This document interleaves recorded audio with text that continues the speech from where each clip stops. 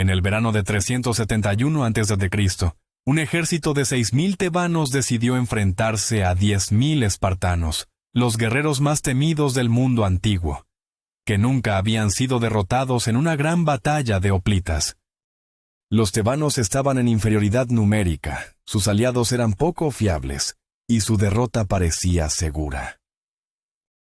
¿Cómo fue entonces que, en una sola tarde, no solo ganaron, sino que aniquilaron el mito de la invencibilidad espartana para siempre? La respuesta no yace únicamente en el polvo y el acero de un campo de batalla, sino en la mente de un hombre, y en el eco de una afrenta diplomática que dejó al mundo griego conteniendo el aliento. Todo comenzó unos meses antes, en el corazón mismo del poder enemigo, Esparta.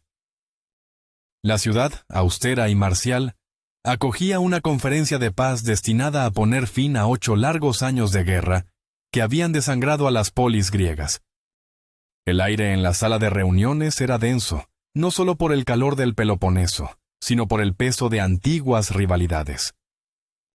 Representantes de Atenas, Macedonia e incluso del lejano imperio persa estaban presentes, pero todas las miradas se posaban en 2 delegaciones, la de la Liga del Peloponeso, liderada por Esparta, y la de la ascendente Liga Beocia, encabezada por Tebas.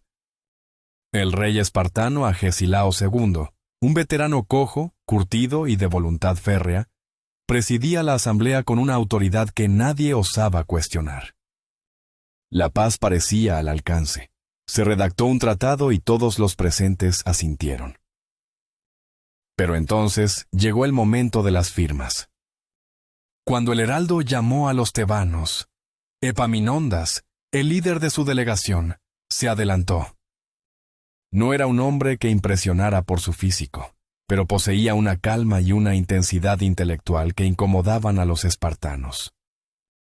Con voz clara, declaró que no firmaría solo en nombre de Tebas, sino en nombre de toda la Liga Beocia. Un silencio sepulcral se apoderó de la sala. La petición era una audaz declaración de poder. Si firmaba por Beocia, Esparta estaría reconociendo formalmente la hegemonía de Tebas sobre toda la región. El rey Agesilao, cuyo rostro era un mapa de cicatrices y arrugas, lo miró fijamente. ¿Firmarás por Tebas o no firmarás?, preguntó, su voz como el crujido de la piedra. Epaminondas, sin inmutarse, replicó, solo si las ciudades de Laconia firman de forma independiente de Esparta. Fue un golpe maestro de retórica, exponiendo la hipocresía espartana. A Agesilao, enfurecido por la insolencia, se levantó apoyándose en su bastón. Con un gesto de rabia, cogió el estilete y tachó el nombre de Tebas del pergamino del tratado. «Fuera», gruñó. «Habéis elegido la guerra». En ese instante, el destino quedó sellado. No habría paz. La sangre correría. Epaminondas y su séquito no perdieron un segundo. Sabían que la furia de Agesilao se traduciría en órdenes militares inmediatas. Salieron de Esparta a toda prisa, sus corazones latiendo con una mezcla de temor y resolución. «Hemos despertado al león», murmuró uno de sus compañeros mientras cabalgaban hacia el norte. «No», respondió Epaminondas con la vista fija en el horizonte. «Le hemos mostrado que ya no somos sus corderos». Sabían que el otro rey espartano, Cleómbroto I, ya estaba en campaña en la región de Fócida, al noroeste de Beocia, con un ejército formidable. La noticia del fracaso de la paz le llegaría pronto, y su ejército se convertiría en un puñal apuntando directamente al corazón de Tebas. La carrera de vuelta a Tebas fue una agonía de urgencia. Cada aldea por la que pasaban, cada pastor que los miraba desde una colina, parecía un presagio. Epaminondas no hablaba mucho. Su mente era un torbellino de mapas, rutas y números. Conocía la fuerza de Esparta. No era solo su número, sino su etos. Guerreros criados desde la cuna para la batalla, perfeccionados en el arte de la falange, imbuidos de una disciplina que los convertía en una máquina de matar casi perfecta. y al frente de ellos estaba Cleombroto.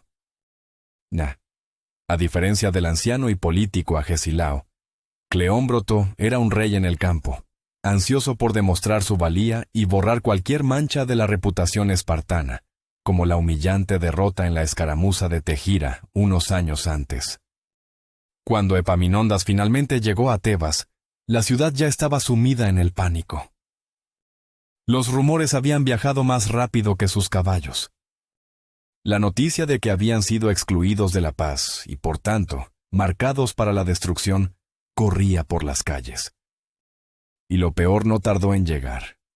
Un explorador exhausto y cubierto de polvo informó que el ejército espartano ya estaba en movimiento. Los líderes tebanos, los 7 beotarcas elegidos para gobernar la Liga Beocia, se reunieron en el consejo. La atmósfera era fúnebre. «Ha sucedido lo que temíamos», dijo uno de los beotarcas más ancianos, con la voz temblorosa. «Han enviado a Cleombroto. ¿Debemos fortificar la ciudad, prepararnos para un asedio y esperar que nuestros aliados atenienses recapaciten?» La mayoría asintió. Era la opción lógica, la prudente. Enfrentarse a los espartanos en campo abierto era un suicidio. Pero entonces, una nueva y terrible noticia llegó. Cleombroto no estaba siguiendo las rutas esperadas. Los tebanos habían fortificado los principales pasos hacia Beocia, pero el rey espartano había demostrado una astucia inesperada. Eligió un camino montañoso, en gran parte indefenso, y descendió hacia el sur, cayendo sobre el puerto de Creusis. Con un movimiento rápido, capturó el puerto, y lo que fue un golpe aún mayor, se apoderó de una docena de triremes tebanas que estaban ancladas allí. La puerta trasera de Beocia había sido derribada. Desde Creusis, el ejército espartano avanzó sin oposición hacia el interior, acampando al oeste de un pequeño pueblo llamado Leuctra, a apenas 10 millas de Tebas. La amenaza ya no estaba en la frontera, estaba a sus puertas. La noticia de la caída de Creusis silenció el consejo. El plan de resistir un asedio se desmoronaba. Los espartanos estaban demasiado cerca, controlando el territorio y listos para estrangular la ciudad. El pánico se convirtió en desesperación. Fue en ese momento cuando Epaminondas se puso en pie. Todos los ojos se volvieron hacia él. Él era el arquitecto de esta crisis. Ahora debía ofrecer una salida. «Hermanos de Tebas, beotarcas», comenzó, su voz tranquila pero firme, llenando la sala. «Escucho vuestro miedo, y es un miedo justificado. El lobo está en nuestro redil. Nos superan en número. Su nombre inspira terror. Todo lo que decís es cierto». Hizo una pausa mirando a cada hombre a los ojos. «Pero también es cierto que hace 4 años, cerca de Tegira, nuestro amigo Pelopidas, con un puñado de hombres, se encontró con una fuerza espartana superior y la hizo huir. Les hizo huir». Su voz se elevó. Ese día, la sangre que corrió por la tierra no fue solo espartana, fue la sangre de su mito. Demostramos que son hombres, no dioses. Hombres que pueden ser derrotados, hombres que pueden ser asesinados. Pelopidas, un hombre corpulento y de presencia imponente, que había permanecido en silencio hasta entonces, se puso de pie junto a su amigo. Su victoria en Tegira le confería una autoridad inmensa. «Epaminondas tiene razón», dijo con voz grave. «Si nos encerramos tras estos muros, moriremos lentamente. Moriremos de hambre, de sed, mientras ellos devastan nuestros campos y nuestras granjas. Moriremos como ratas en una trampa, y toda Grecia dirá que los tebanos murieron de miedo. Pero si marchamos ahora, si los enfrentamos en el campo de Leuctra, lucharemos como hombres libres. Lucharemos por nuestros hogares, por nuestros hijos, por el futuro de Beocia. Y les haremos recordar el nombre de Tegira». El discurso de los 2 amigos encendió una chispa en la sala. El miedo no se había ido, pero ahora competía con algo más, el orgullo. Epaminondas desplegó un mapa sobre la mesa. Tienen 10,000 hoplitas y 1,000 jinetes. Nosotros tenemos 6,000 hoplitas y apenas 1,000 jinetes. Trazó la disposición de un campo de batalla tradicional. Normalmente, formaríamos nuestra línea así, con nuestros mejores hombres en el ala derecha, reflejando su formación. Sería un combate de empuje, hombre contra hombre, y su mayor número y la calidad de sus espartiatas de élite probablemente nos aplastarían. Hizo una pausa, y luego, con un trozo de carbón, dibujó algo nuevo. Una línea de batalla extraña, desequilibrada. Pero no lucharemos a su manera. Lucharemos a la nuestra. Dibujó un flanco izquierdo anormalmente grueso y profundo, y un centro y un flanco derecho mucho más delgados, casi esqueléticos, y escalonados hacia atrás. Aquí, en la izquierda, concentraremos nuestra fuerza. Pondremos a nuestros mejores hombres, al batallón sagrado de Pelopídas, y los formaremos no con 8 o 12 filas de profundidad, sino con 50. Un murmullo de incredulidad recorrió la sala. 50 hombres de profundidad era una locura. Era una columna, no una línea de batalla. Maestre flanco, continuó Epaminondas, su dedo trazando la carga, avanzará a toda velocidad y golpeará su ala derecha, donde se encuentra Cleombroto y sus espartiatas de élite. Será un martillo diseñado para aplastar su cráneo. Mientras tanto, nuestro centro y nuestra derecha avanzarán lentamente, en escalón, negándose a entrar en combate el mayor tiempo posible.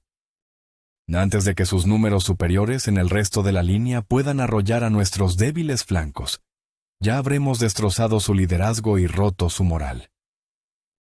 Es un riesgo terrible. Si nuestro martillo no rompe su línea, estaremos perdidos. Pero es nuestra única oportunidad. No de sobrevivir, sino de ganar.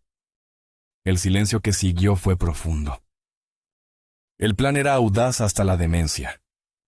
Iba en contra de todas las convenciones de la guerra hoplita. Pero en su locura había una chispa de genio. Era la única respuesta posible a la pregunta que todos se hacían: ¿cómo puede el débil vencer al fuerte? No igualando su fuerza, sino concentrándola toda en un único y devastador punto. Uno a uno, los beotarcas asintieron. La decisión estaba tomada. Marcharían a Leuctra. El 6 de julio del 371 a.C., antes de que el sol se levantara, el ejército tebano llegó a la llanura de Leuctra y comenzó a desplegarse. En el campamento espartano, en una colina cercana, el rey Cleombroto emergió de su tienda. Al ver las luces de las antorchas tebanas moviéndose en la llanura de abajo, una leve sonrisa se dibujó en su rostro. Habían salido de su madriguera. La batalla decisiva que ansiaba estaba a punto de comenzar. No tenía motivos para dudar. La historia, los dioses y los números estaban de su lado. Ordenó a sus hombres que se prepararan, formando la falange tradicional, una línea sólida y uniforme de 8 a 12 hombres de profundidad, con sus espartiatas de élite, la flor y nata de su ejército, ocupando el puesto de honor en el ala derecha. Era la formación que había garantizado la supremacía espartana durante generaciones. Frente a su infantería, colocó a su caballería, aunque de forma poco convencional, como una pantalla inicial. La llanura entre los dos ejércitos vibraba con una tensión palpable. El aire de la mañana era fresco, pero los hombres sudaban dentro de sus armaduras de bronce. Por un lado, miles de espartanos y sus aliados peloponesios, silenciosos y disciplinados, una muralla de escudos rojos con la letra lambda, L, pintada. Por el otro, los beocios, más ruidosos, más nerviosos, pero con una determinación sombría en sus ojos. Epaminondas cabalgó a lo largo de su extraña formación, deteniéndose especialmente en el flanco izquierdo. Allí, los 300 miembros del batallón sagrado, una unidad de élite compuesta por 150 parejas de amantes, se preparaban para la batalla. Eran el corazón del martillo tebano. Pelopidas estaba con ellos, su rostro una máscara de concentración. Luchad por el hombre que tenéis al lado, luchad por Tebas, y hoy haremos historia, les dijo Epaminondas antes de tomar su posición al frente de la monstruosa columna. La batalla comenzó con el choque de las caballerías. Los jinetes espartanos, en su mayoría personal no combatiente reunido para la ocasión, eran inexpertos y carecían de cohesión. Los jinetes tebanos, por el contrario, eran más experimentados y ligeramente superiores en número. El enfrentamiento fue breve y brutal. La caballería tebana cargó con furia, rompiendo fácilmente la línea espartana. Los jinetes de Cleombroto, derrotados, huyeron en pánico, pero no hacia los flancos, sino directamente hacia su propia línea de infantería. El resultado fue el caos. Los hoplitas espartanos tuvieron que abrir filas para dejar pasar a sus propios jinetes, y la formación, su mayor orgullo, se vio desordenada y confundida justo antes del choque principal. Epaminondas vio su oportunidad. No esperó a que los espartanos se reorganizaran. ¡Adelante!, gritó, y el flanco izquierdo tebano comenzó a avanzar. No marchaban de frente, sino en ángulo, como una cuña oblicua. La imagen debió de ser sobrecogedora. Una masa compacta de hombres de 50 filas de profundidad. Un bloque de músculo y bronce, avanzando a paso rápido, mientras que el resto del ejército tebano parecía rezagarse deliberadamente, como si se negara a luchar. Cleombroto, desde su posición en el ala derecha, finalmente se dio cuenta de la extraña maniobra del enemigo. Vio el peligro mortal. Toda la fuerza de Tebas estaba a punto de caer sobre su flanco más fuerte, pero también el más crucial. Gritó órdenes para extender su línea, para pivotar y enfrentarse a la amenaza, para reformar su falange. Pero era demasiado tarde. El estruendo de sus órdenes se perdió en el trueno que se avecinaba. Con un impacto que hizo temblar la tierra, la columna tebana de 3.500 hombres se estrelló contra los 1.700 espartiatas de Cleombroto. El choque fue de una violencia inaudita. No fue el típico empuje de falange contra falange. Fue una colisión. La pura masa y el peso de las 50 filas tebanas empujaron hacia atrás a las 12 filas espartanas. Los escudos crujían, las lanzas se astillaban, y los hombres de las primeras filas eran literalmente aplastados y pisoteados por la presión de sus propios compañeros detrás de ellos. El clamor de la batalla se convirtió en un grito infernal de metal retorcido y agonía humana. Los espartanos, los guerreros perfectos, se encontraron por primera vez en sus vidas superados no en habilidad, sino en pura fuerza bruta. Su línea, que nunca se había roto, comenzó a combarse, a ceder. Pelopidas y el batallón sagrado estaban en la punta de lanza de este asalto. Luchaban con una ferocidad desesperada, sabiendo que toda la batalla dependía de ellos. En medio del torbellino de la lucha, Pelopidas vio a través de un hueco en la muralla de escudos. Allí, rodeado por su guardia personal, estaba el rey Cleómbroto, luchando valientemente, intentando inspirar a sus hombres para que resistieran. Pelopidas vio la oportunidad crítica, el único golpe que podría quebrar al ejército espartano de una vez por todas. ¡A por el rey!, gritó a sus hombres. ¡Conmigo! El batallón sagrado se abrió paso a través de la carnicería, ignorando a los hoplitas menores, con un único objetivo en mente.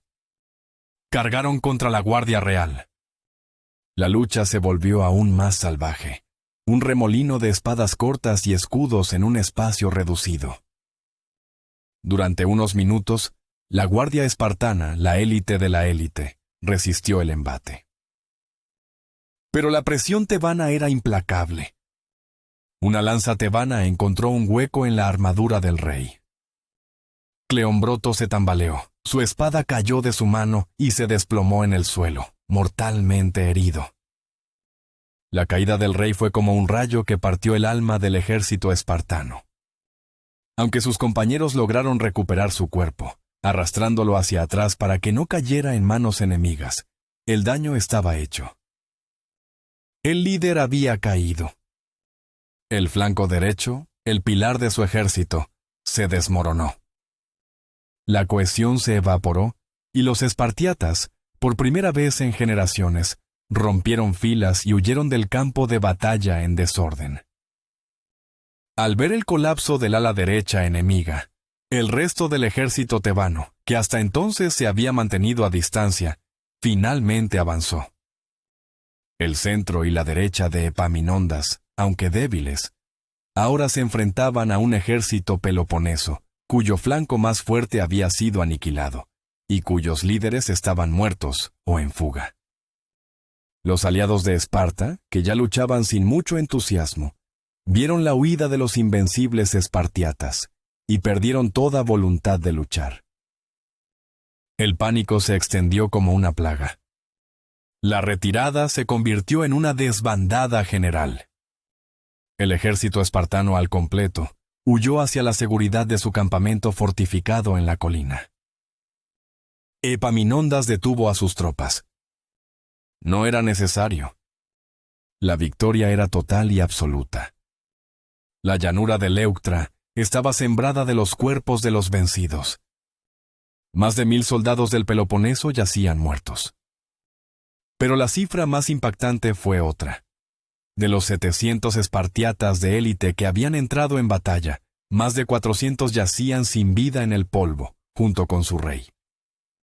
Era una catástrofe demográfica y militar de la que Esparta nunca se recuperaría por completo. Las pérdidas tebanas, en comparación, fueron asombrosamente bajas, apenas unas pocas docenas de hombres. El sol, que ahora estaba alto en el cielo, iluminaba una escena que ningún griego vivo habría creído posible. El ejército espartano, el terror de Grecia, había sido no solo derrotado, sino masacrado. Podamonda, el mito de su invencibilidad, una fuerza psicológica que había mantenido a raya a sus enemigos durante más de un siglo, había sido despiadadamente borrado en el lapso de una sola tarde. Epaminondas, de pie en medio del campo, observó la escena en silencio. No había alegría en su rostro, solo el peso de la historia. Sabía que ese día no solo había salvado a Tebas, había cambiado el mundo. En el campamento espartano reinaba una atmósfera de incredulidad y profundo shock. Los supervivientes se apiñaban en silencio, sus rostros marcados por el horror. Eran hombres que habían sido entrenados para no retroceder jamás, para volver a casa con sus escudos o sobre ellos. Y sin embargo, habían huido. Habían visto a sus hermanos, a sus líderes, a su rey, ser arrollados por una marea beocia que parecía violar todas las leyes de la guerra. Un oficial de alto rango, con el rostro ensangrentado y el escudo abollado, se acercó al segundo al mando. «¿Qué ha pasado?», preguntó, su voz apenas un susurro. «¿Cómo ha podido pasar?». El otro oficial, un hombre mayor que había luchado en 1000 escaramuzas, simplemente negó con la cabeza, mirando el cuerpo sin vida de Cleómbroto que yacía en una tienda. «Nos han leído», dijo finalmente. «Han leído nuestro libro de jugadas y han escrito uno nuevo. Hoy no nos ha vencido un ejército. Nos ha vencido una idea». Mientras tanto, en el campamento tebano, la reacción era una explosión de júbilo y alivio. Los soldados gritaban, lloraban y se abrazaban. Habían mirado a la cara a la aniquilación y habían salido victoriosos. Pelopidas fue alzado en hombros por los hombres del batallón sagrado, aclamado como el asesino del rey. Pero cuando encontraron a Epaminondas, este estaba apartado estudiando el campo de batalla, su rostro todavía una máscara de intensa concentración. Pelopidas se acercó a él. Lo hemos conseguido, amigo mío. Hemos hecho lo imposible. Epaminondas asintió lentamente, sus ojos barriendo la llanura cubierta de muertos. Hoy hemos ganado una gran victoria, Pelopidas. Pero lo que hemos hecho va más allá de esta llanura. Hemos demostrado a toda Grecia que el poder no reside en la reputación, sino en el pensamiento. Que los hombres libres, con una causa justa y una mente audaz, pueden derrocar a tiranos y romper cadenas. Miró a su amigo. Pero esta victoria no es el final. Es el principio. El poder que Esparta ha dejado caer, alguien debe recogerlo. Y debemos asegurarnos de que lo usamos con más sabiduría de la que ellos demostraron. La noticia de Leuctra se extendió por Grecia como un incendio forestal. En Atenas, la reacción fue de asombro y un creciente temor. Habían apoyado a Tebas contra Esparta, pero nunca imaginaron que los tebanos pudieran lograr una victoria tan aplastante. De repente, la amenaza de una Esparta hegemónica fue reemplazada por el espectro de una Tebas dominante, y eso no les gustaba más. En el resto del Peloponeso, las ciudades que durante mucho tiempo habían sufrido bajo el yugo espartano, vieron una oportunidad. La derrota de su señor les dio el coraje para rebelarse, y la Liga del Peloponeso, el pilar del poder espartano, comenzó a desmoronarse. La batalla de Leuctra no fue simplemente una derrota militar para Esparta, fue el fin de una era. La pérdida catastrófica de sus ciudadanos de élite, los espartiatas, fue un golpe demográfico del que su sociedad, ya cerrada y restrictiva, no pudo recuperarse.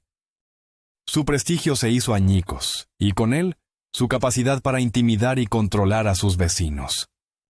En los años siguientes, Epaminondas lideraría varias invasiones más en el Peloponeso, liberando Mesenia, humillando a Esparta en su propio territorio y consolidando a Tebas como la nueva potencia hegemónica de Grecia. La balanza de poder, que había estado inclinada hacia Esparta durante tanto tiempo, se había reequilibrado de la forma más violenta y espectacular posible. Y todo por la audacia de un hombre que se atrevió a pensar de forma diferente, que entendió que la única forma de derrotar a un mito no es enfrentándolo en sus propios términos, sino creando una nueva realidad. La llanura silenciosa de Leuctra se convirtió en el testamento eterno de esa verdad. Para comprender la magnitud de la conmoción, hay que imaginar el mundo griego antes de ese día. Esparta era el árbitro final, el poder inamovible. Sus hoplitas eran el estándar de oro de la excelencia militar. Reyes y tiranos temblaban ante la mera amenaza de una intervención espartana. Los niños de toda Grecia crecían con historias de su disciplina, su valentía y sobre todo su invencibilidad en un enfrentamiento de falanges. Leuctra no fue una simple mancha en ese historial. Fue la quema del libro de historia. La táctica de Epaminondas, la falange oblicua, se convirtió en objeto de estudio para generaciones de futuros generales. Filipo II de Macedonia, el padre de Alejandro Magno, pasó parte de su juventud como rehén en Tebas. Allí observó y aprendió de primera mano las innovaciones militares de Epaminondas. Absorbió la idea de la concentración de fuerzas, del uso combinado de infantería y caballería, y de la importancia de la sorpresa táctica. Más tarde, perfeccionaría estas lecciones para crear el ejército macedonio, que conquistaría primero Grecia, y luego el vasto imperio persa. La genialidad de Alejandro Magno en batallas como Gaugamela, donde utilizó tácticas similares de flancos reforzados y cargas decisivas, tiene sus raíces en el polvo de Leuctra. La idea de Epaminondas no solo liberó a Tebas, sino que, indirectamente, armó la mano que redibujaría el mapa del mundo conocido. El legado de los hombres que lucharon ese día perduró en la memoria colectiva. Pelopidas continuó siendo un héroe para los tebanos, un símbolo del coraje y la acción decisiva. Epaminondas, por su parte, es recordado no solo como un general, sino como un estadista y un liberador. Su negativa a aceptar un estatus de segunda clase para su pueblo en la conferencia de paz fue la chispa moral que encendió la conflagración militar. Su genio no fue solo táctico, sino también profundamente político. Entendió que para que Tebas fuera verdaderamente libre, el poder de Esparta no solo debía ser desafiado, sino quebrado. Y en el otro lado, la tragedia de Cleombroto es la de un hombre atrapado en la maquinaria de la historia. Cumplió con su deber como rey espartano. Marchó a la batalla con confianza, empleó las tácticas que siempre habían funcionado, y luchó valientemente al frente de sus hombres. Su derrota no fue el resultado de la cobardía o la incompetencia, sino de la incapacidad de su sistema para adaptarse. Representa la tragedia de toda gran potencia que se vuelve demasiado rígida, demasiado enamorada de su propio éxito, para ver que el mundo a su alrededor ha cambiado. Su muerte en la llanura de Leuctra fue el sacrificio que simbolizó la muerte de la vieja forma de hacer la guerra. La historia de Leuctra, por tanto, se convierte en una parábola atemporal. Es la historia del innovador contra el tradicionalista, del desvalido contra el gigante, de la idea contra la fuerza bruta. Demuestra que las batallas más importantes a menudo no se ganan con más soldados o mejores armas, sino con una mente que se atreve a preguntar, ¿y si?